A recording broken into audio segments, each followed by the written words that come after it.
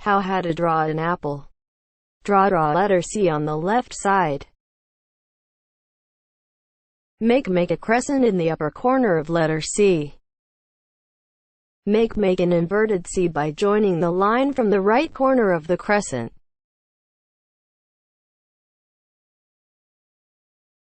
Make a shape of letter P above the crescent. Connect it with a straight line parallel to letter P. Draw letter S shaped line to the leaf with the apple stem.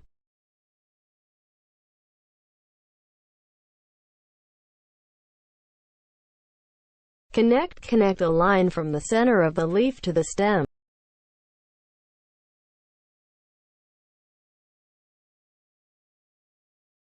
Make small lines inside to show the roundness of the apple.